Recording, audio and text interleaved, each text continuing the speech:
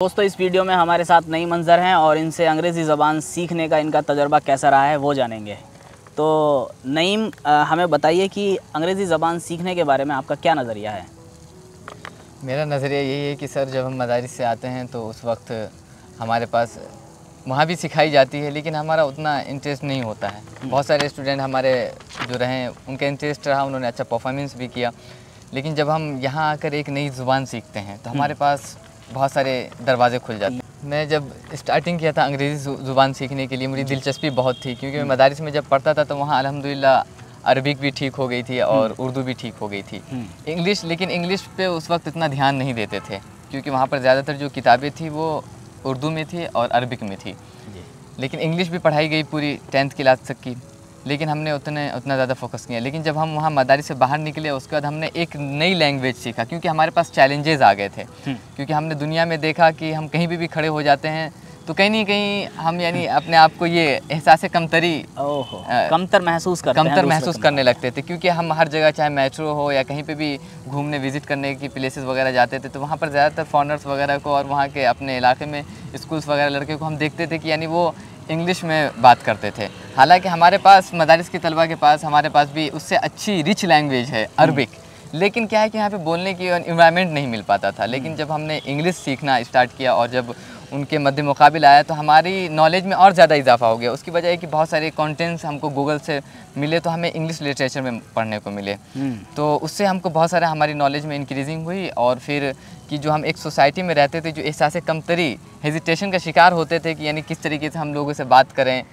तो वो हमारे अंदर से दूर हुई। यानी लिमिटेशन से जो है बाहर जाने का मौका मिला हमें वहाँ पर, एजुकेशन में भी और सोसाइटी में भी। भाई अगर आप एजुकेशन में मतलब कोई इल्म हासिल करना चाह रहे हैं तो कंप्यूटर के ज़रिए, इंटरनेट के ज़रिए, अभी जो है आर्टिफिशियल इंटेलिजेंस के लैंग्वेज मॉडल चल रहे हैं, चैट जीपीटी आ गया है, तो इन सब को भी अप्रोच करने के लिए कहीं ना कहीं इंग्लिश आनी ज़रूरी है, क्योंकि ये सब जो है इंग्लिश लैंग्वेज में ही है। बाकी सोसाइटी में हम जाते हैं तो भाई अगर किसी से बातचीत करनी है तो English is actually a good language and उसमें हम कन्वर्स कर सकते हैं। कि इस वक्त जो अभी जो पावर में है वो इंग्लिश लैंग्वेज डोमिनेंट है, तो अगर हमारे पास ये रहता है। और सबसे पहली बात जो हमें देखा जाए कि कुरान ने भी कहा है इक़रा बिस्मि रब्बिकल लज़ी खलक़, तो वहाँ पर भी यानी आप किसी को भी पढ़िए, किसी भी लैंग्वेज पढ़िए, कोई एक ख़ास नहीं पढ़िए। लेकिन अगर हम ये चाहते हैं कि अपने इस्लाम की जो आवाज़ है, इस्लाम का जो मिशन है या इस्लाम की जो तालीमात है, उसको अगर आप फैलाना चाहते हैं सारी दुनिया में, तो अभी जो दुनिया के अंदर ज़्यादातर जो रिवाज है वो इंग्लिश लैंग्वेज का हर कोई जानता है। तो आपका जो मैसेज है इस्लाम का, अगर सिर्फ उर्दू जानते हैं, अरबिक जानते हैं, तो आप उन्हीं लैंग्वेज वाले तक को महदूद कर सकते हैं। लेकिन अगर आपके पास बहुत सारे इंग्लिश लैंग्वेज उनके टर्म्स पता चल जाएंगे तो आप ज़्यादा काम कर सकते हैं, ज़्यादा बढ़ जाएगी। हाँ, ज़्यादा बढ़ जाएगी, आप अच्छे से काम कर सकते हैं। अच्छा नहीं, एक चीज़ मैंने अभी देखी है कि पैलेस्टीन में जो अभी इशू चल रहा है वहाँ पर मैं देख रहा हूँ कि वहाँ जवान लड़के लड़कियाँ और छोटे छोटे बच्चियाँ जो हैं अंग्रेज़ी ज़बान में बात करते हैं। तो मेरा ख्याल है कि उन्होंने इस चीज़ को काफ़ी पहले ही समझ लिया कि अगर दुनिया को उन्हें अपनी बात समझानी है तो इंग्लिश लैंग्वेज जो है जानी पड़ेगी। तो मानो अगर उन पर जुल्म हो रहा है, अत्याचार हो रहा है, तो अगर वो अरबी ही बोलते हैं तो मुझे तो अरबी आती नहीं, ठीक है, आपको आती है तो आप समझ लेंगे, लेकिन मुझे नहीं आती, तो उन्होंने क्या किया, इंग्लिश के ज़रिए जो है अपने पैगाम को पहुंचाने की कोशिश की, तो और वो दुनिया में पहुंच भी रहा है। तो small children, young people, they are actually talking in English, तो that's a very good approach of Palestinians. अच्छा, मेरा दूसरा सवाल है कि क्या इंग्लिश सीखना जो है इस्लामिक वैल्यूज़ के अगेंस्ट है? नो बिल्कुल।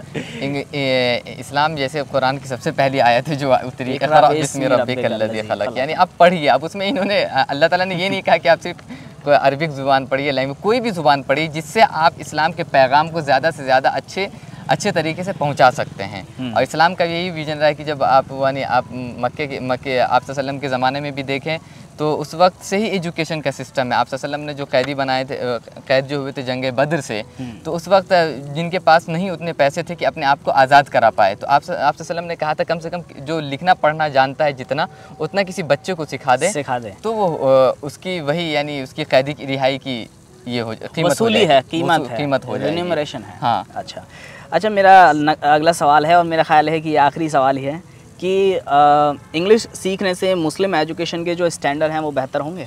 बिल्कुल। किस तरह? बिल्कुल होंगे। उससे ये है कि जो आज के दौर में जो सारी चीज़ें जो हो रही है वो इंग्लिश पे हो रही है, इंग्लिश पे बेस है। आप कहीं भी चले, किसी भी डिपार्टमेंट में फैकल्टीज़ वगैरह में चले जाए तो सबसे पहले मांगते हैं आपसे कि आपके पास कम्युनिकेशन के लिए इंग्लिश अच्छी है, रिटर्न अच्छी है, क्या है।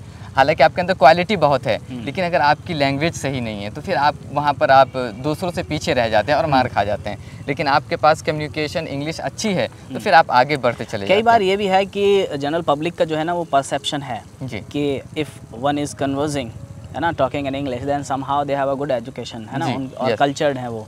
तो इसको भी हमें मतलब थोड़ा रखना चाहिए कि हाँ ये चीज़ भी सही है कि भाई अगर सीख लेते हैं मतलब उस ज़बान को तो अच्छा ही है। अच्छा ही लोगों का परसेप्शन क्या है उसकी हमें परवाह नहीं करनी चाहिए। हमें बस ये है कि हमारा काम हो जाए, है ना। अब लोगों का परसेप्शन तो हम इतनी जल्दी चेंज नहीं कर सकते, लेकिन ये है कि हम ज़बान ज़रूर सीख सकते हैं, उससे अपना भी फ़ायदा है और अगर हमारा काम होता है तो बहुत अच्छा है, है ना। और मेरा ख्याल है ये एग्जाम्पल अभी ही देखने को आपको मिल गया होगा, है ना। तो नहीं मंजर, मेरा एक और सवाल है और वो सवाल ये है कि आपको क्या लगता है कि जितनी अंग्रेज़ी आप सीख पाए हैं, क्या वो एजुकेशन हासिल करने के लिए या दुनिया में बातचीत करने के लिए जो है वो काफ़ी है?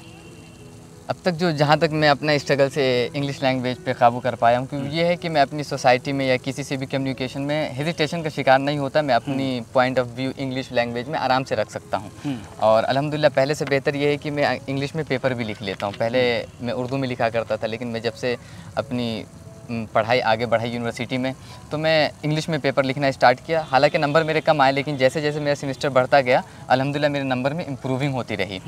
तो लेकिन जहाँ तक आप ये कह रहे हैं तो क्या, तो लेकिन मुझे लगता है कि मुझे अभी बहुत और मेहनत करने की ज़रूरत है। यानी मुझे ज़बान का इल्म जो है ना वो महदूद नहीं है, आप मतलब उस पर हमेशा काम करते जा सकते हैं। तो मुझे लगता है कि मुझे रोज़ कुछ ना कुछ नए सीखते रहने चाहिए। और न्यूज़पेपर में अल्हम्दुलिल्लाह रोज़ कम से कम 1 घंटा 1.5 घंटा में ज़्यादा से ज़्यादा देता हूँ और लिसनिंग पे भी देता हूँ कि मैं कहीं भी जाता रहता हूँ तो मैं अपने कानों में कुछ ना कुछ लगाए रहता हूँ। उससे ये है कि मेरी बहुत ज़्यादा इम्प्रूविंग हुई, मुझे वर्ड मेरे जहनों में घूमने लगे।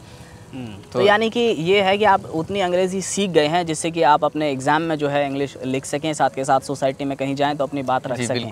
बाकी आप ये भी सोचते हैं कि एक ज़बान को जो है हमेशा सीखा जा सकता है और आप उसमें लगे भी हैं कि मैं सीख रहा हूँ। चलो ये तो बहुत अच्छी बात है। बाकी एज एन इंग्लिश टीचर मैं भी अपनी तरफ से जो व्यूअर्स हैं और अंग्रेज़ी सीखना चाहते हैं उनके लिए बता दूँ कि अंग्रेज़ी सीखना जो है वो इतना मुश्किल नहीं है, बहुत ही आसान है।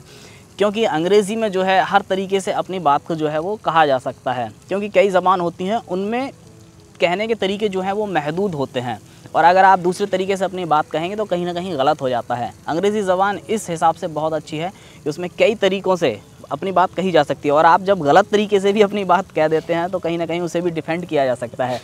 नहीं मंजर, मेरे तालिबे इल्म रहे हैं, ये जानते हैं कि अक्सर मैं ऐसा करता रहा हूँ।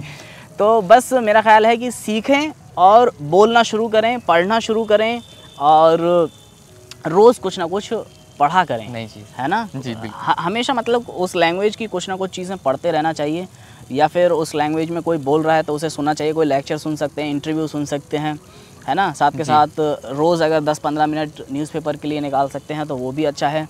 लेकिन कभी कभी मैं ये एक और बात कहता हूँ कि आप अगर बोलना शुरू कर रहे हैं तो एक वर्ड से शुरू कर सकते हैं। फॉर एग्ज़ाम्पल आप उर्दू स्पीकिंग है, हिंदी स्पीकिंग है, तो पहले एक लफ्ज़ इंग्लिश का बोलिए, फिर एक फ्रेज़ बोलिए, तो उसके बाद एक सेंटेंस बोलिए, फिर अपने स्पीच में जो है 2 सेंटेंस 3 सेंटेंस इस तरीके से लाते जाइए और कहीं ना कहीं फिर वो रवानी जो है आपके बोलने में आ जाएगी, एक फ्लुएंसी जो है वो आ जाएगी। तो that's how means gradually the language works and we learn.